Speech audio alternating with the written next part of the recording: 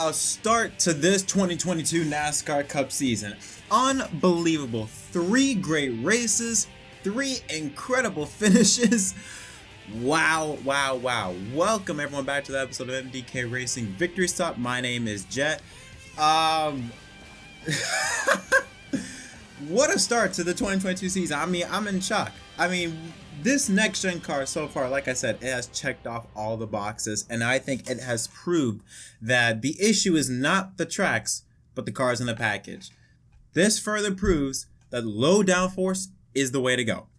100%. But we got a lot of stuff to talk about that went on in this race. I was not expecting some characters to show up, and what a finish we had. But let's start off at the beginning. We had a couple drivers that had to start at the rear of the field due to unapproved adjustments. Cole Custer had an engine part change, Tyler Reddick steering rack change, and Daniel Hamrick a transaxle cooling lines change. So those drivers had to start at the rear, including Kyle Busch, who started in a backup car, had no qualifying due to his crash Saturday in practice. But we start off with Christopher Bell, who won the pole. The top 5 was Bell, Larson, Logano, Briscoe, and Hamlin. And Bell led the way up until the competition caution on lap 30. By that time, 2 new drivers took over, Ryan Blaney and Alex Bowman. Now, the first real caution of the day would take place with Cole Custer in turn 2. 1 lap later, after that competition caution restart, pushed the car too hard, he said, and spins out on his own.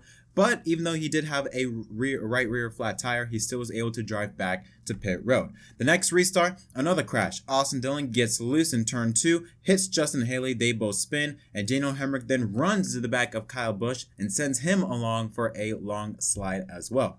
Fast forward to 32 laps to go in the stage. Denny Hamlin gets a good run off of turn number 2 and decides he doesn't want to settle for third. He wants to go right for the lead, 3 wide down to the bottom, and steals it. Then we fast forward to 16 laps to go. Tyler Reddick. Now Reddick had been gaining ground after he started at the rear of the field for that unapproved adjustments, but he did say he did have a loose race car and eventually got out of hand for him. Spins it on his own off of turn 4.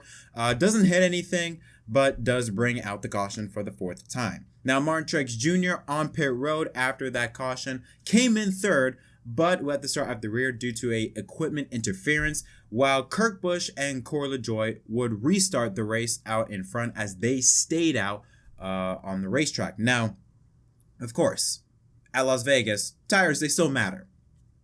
If you stay out with 0 fresh tires, everyone else behind you has got 4, you're going to drop like a rock. And both LaJoie and Kurt Busch would finish the stage outside the top 20. So it was not a gamble worth taking, except for having a fresh spare of tires. But other than that, no benefits. The only driver that did benefit really was William Byron, as he took the lead very quickly from Kurt Busch. Now his teammate Kyle Larson, he had to work his way up back towards the front after he started near the back after he reported a possible vibration, and his pit crew made him come onto pit road so to make sure that there was no issues. There wasn't. So he was storming his way up back towards the front, made an incredible 4-wide pass, was making real ballsy moves as he made his way towards the front, and made for some pretty cool moments from the 5 car. But back up front, Byron, his lead was no more. Alex Bowman had to say about it. He goes to the inside with 4 laps to go and takes lead away from his teammate, and he would lead the rest of the way to win stage 1. Now, after the stage, Kyle Busch was not too happy with Chase Briscoe. After that stage, he gave him a little bit of a shove entering turn 1, and this is what Briscoe's team had to say about it. I don't know what his deal is. He just tried to wreck us after the stage checker. I don't know what his deal is. He tried to drag you back and it didn't work. He's this man that I tried covering the top down the straightaway. And everybody out here does that. And he's just mad because he's already wrecked one this week. I don't know the exact reason as to why Kyle Busch was mad. Based from what I saw, it was just hard racing. I don't see why Kyle Busch was mad, but anyways, whatever.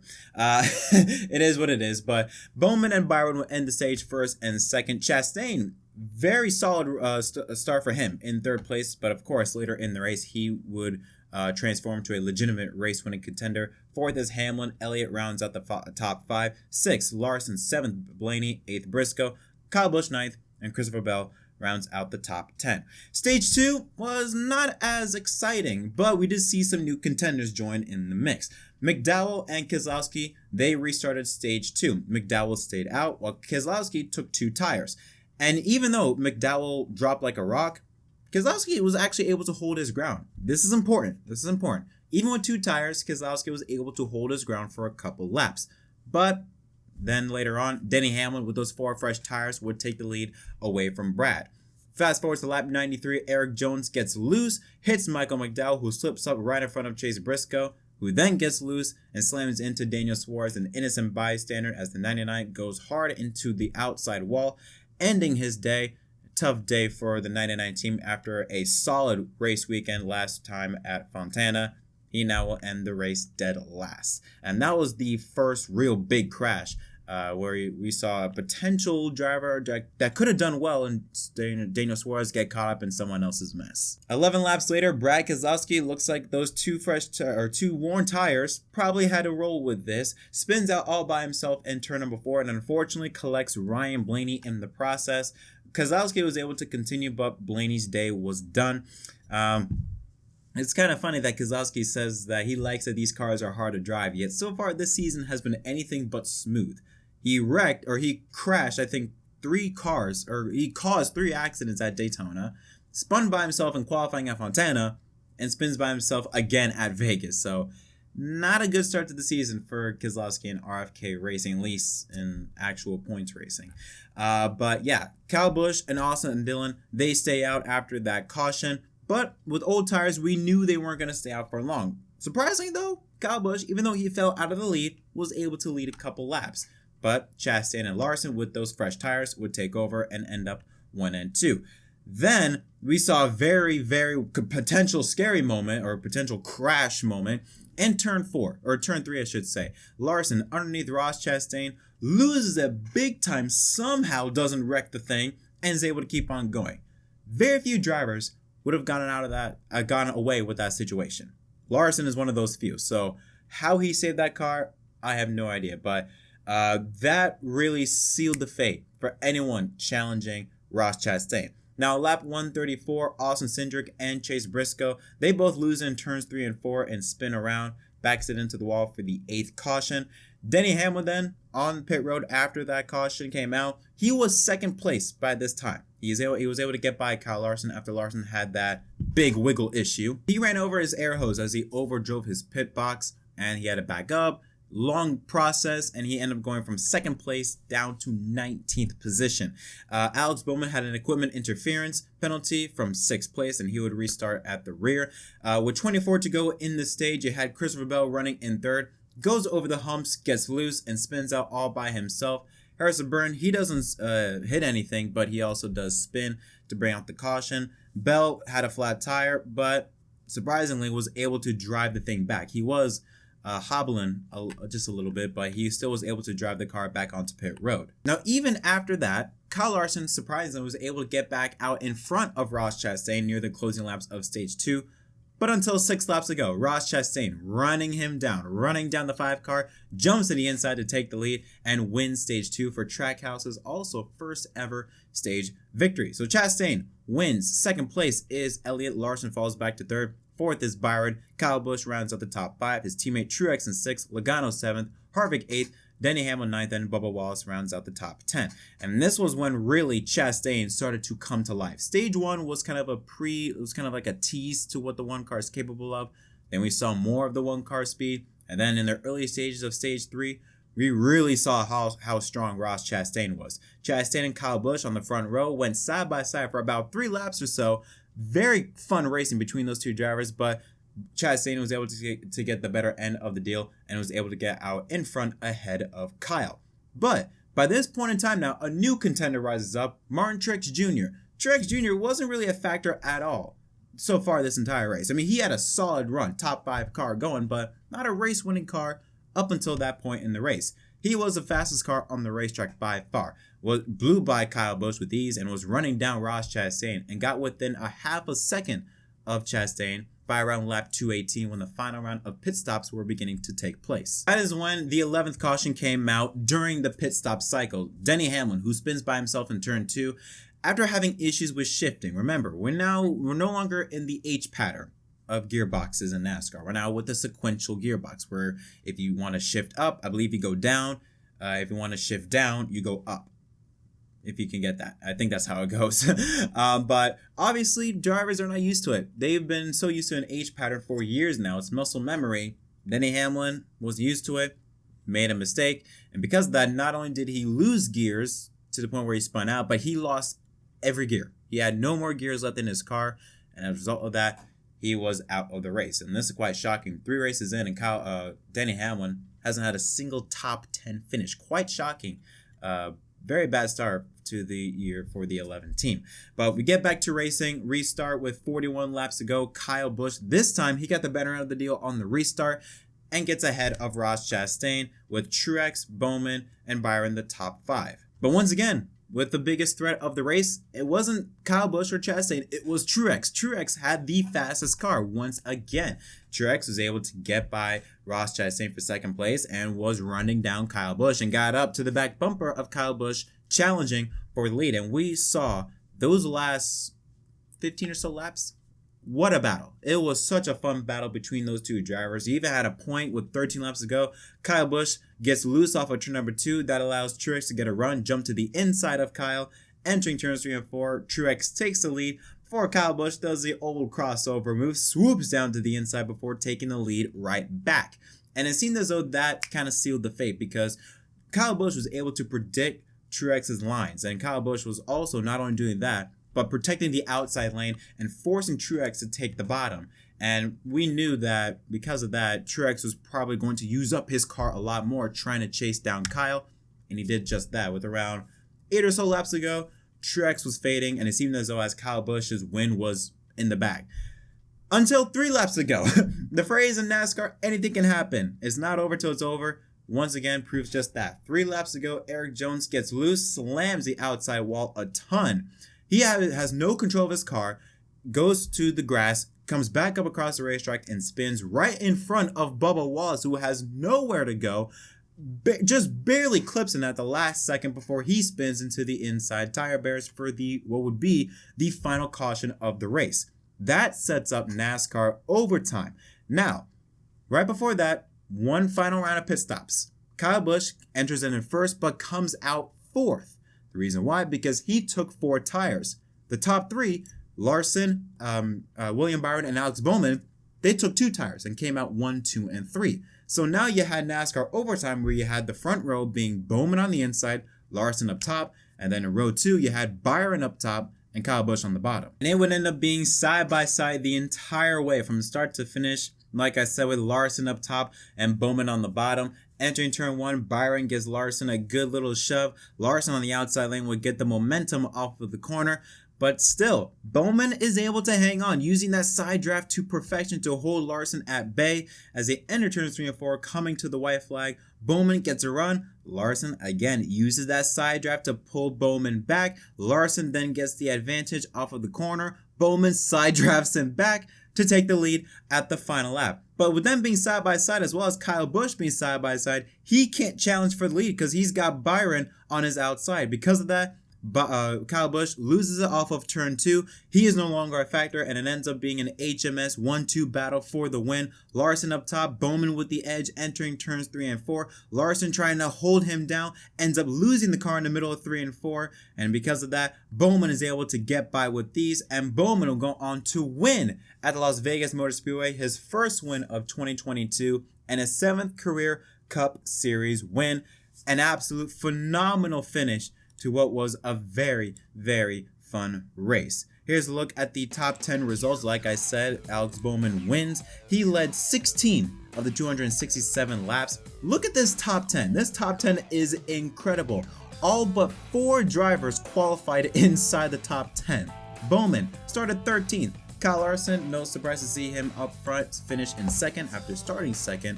Ross Chastain had a career day for him. Started 18th, ended up finishing 3rd.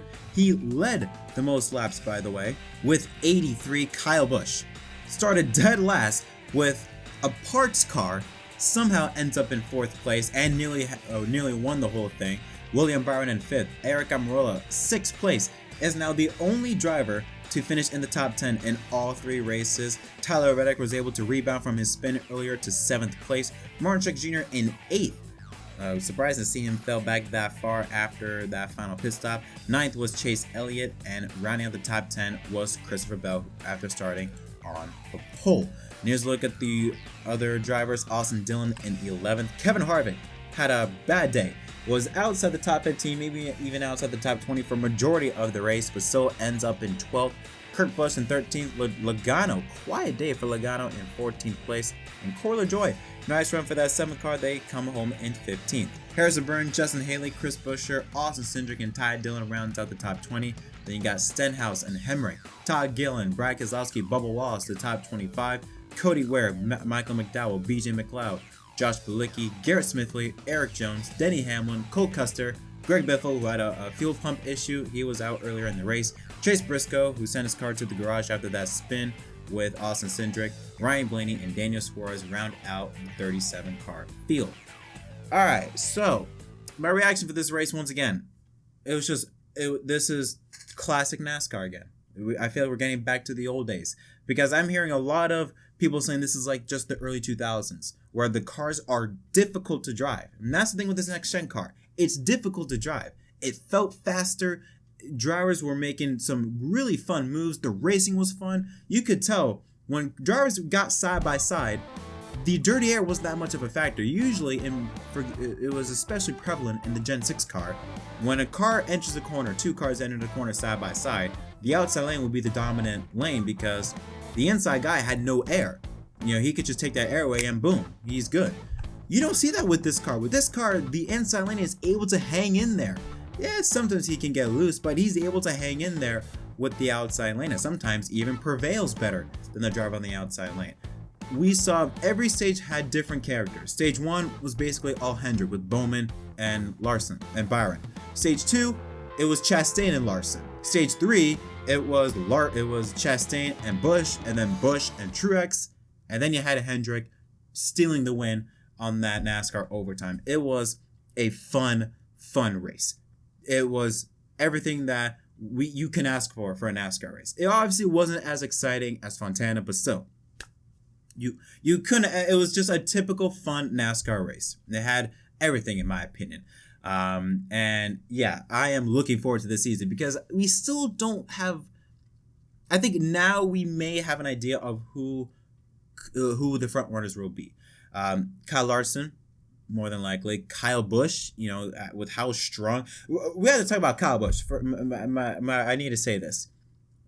Alex Bowman, they may have won the race, but Kyle Busch on an 18 team won the weekend. To have the type of weekend that they had, spin out in qualifying or in practice on Saturday, have a parts car that had no engine, no wraps, no nothing on it, work 8 hours, start at the rear, then work your way up towards the front, have a transmission issue. He had that earlier in the race, or really early in the race. Then get caught up in a crash, you spinning out in turn 2 after getting hit by Daniel Hemrick. After all that, you still nearly won the dang thing. Yeah, he came home in 4th, but still, after that weekend, it's a win. It's a win in my book. To come home from that amount of issues that entire weekend, in those 2 days, and still come home with a top 5 finish, and nearly win the race and have a competitive car, nothing short, but impressive. But yeah, Kyle Busch, a factor, going to be for the championship. Larson, a factor for the championship. But really, outside of that, I don't know. I really don't know. With Hamlin, he's off to he struggled. Truex, this was really the first race where he showed some real speed. But, I mean, with Hendrick, I only see Larson being competitive so far. Penske had a really rough day. I mean, Blaney got taken up in a crash outside of his control. So did Cindric. He spun out by himself. But even before then, Cindric and Logano were just off the entire race. I mean, they were nowhere near top 10 cars. I mean, they just had a real quiet day, considering the fact that they've won 2 of the last 3 Las Vegas races, including one with Keselowski back in 2018. You expect them to be competitive, but they were not competitive at all. It was really shocking to see. And again, I still think with this parity, it's still going to happen. We still saw some unusual names rise up towards the front, like Ross Chastain, a career day once again. Last weekend, Eric Jones had for his team at Richard Petty GMS Motorsports, a career day. Same thing with Tyler Reddick. Chastain had his career day today. Eric Almirola, quiet top 10 finish. SHR, they're still struggling. Briscoe, he was there at stage 1, but outside of that, he just fell off. Cole Custer had his own issues. I mean, he stalled, I think, near the beginning of stage 3 and had to take his car to the garage. But even before then, it wasn't really a factor. Kevin Harvick, off the entire day, was nowhere near the top 15. Still comes home in 12th, but still, he had a horrible day, a nothing day. Eric Almirola, surprisingly, shows some consistent speed, brings home a top 10 finish. Reddick, able to rebound, even after a spin, was able to rebound for a 7th place finish. He's going to be a dark horse. Maybe not for the championship, but to have at least a top 10 points finish. That A car is going to be a factor for a race win eventually in this season. So, but yeah, I love this race. It is a solid race. 8 out of 10, nothing out of the ordinary. 8.5 out of 10, I give this race. But yeah, I do want to point out there was something about with the Fox NASCAR broadcast booth. So this weekend it was Mike Joy, Clint Boyer, and Danica Patrick. Danica, I just want to say this. There were a lot of people that were taking a crap on Danica. I don't know why. I thought she was pretty good. I thought she was good. She would work a lot better, though, if it was just her and Mike Joy. I think with Clint Boyer there, it just made the chemistry. It didn't work. With Clint being so blah, and Danica being so, like, doesn't talk too much, the chemistry didn't work. But Danica, I feel like, would do a lot better if it was just her and Mike Joy. But overall, I enjoyed her commentary. I didn't think it was that bad. But I'm satisfied. I am satisfied. The broadcast was good. The pre-race show I heard was awful, but the race itself I thought was pretty good. The broadcast was good. The racing was good. The storylines were good. Everything was just good. And I loved it. And I cannot wait for next weekend at Phoenix, and the week after that at Atlanta. Should be fun to watch. But that is going to conclude this episode of MDK Racing Victory Stop. Tell me in the comment section down below, what are your thoughts on this race? Did you like it? Did you not? Congratulations to the 48 car of Alex Bowman, your winner at Las Vegas. We'll see you next time for another episode here on MDK.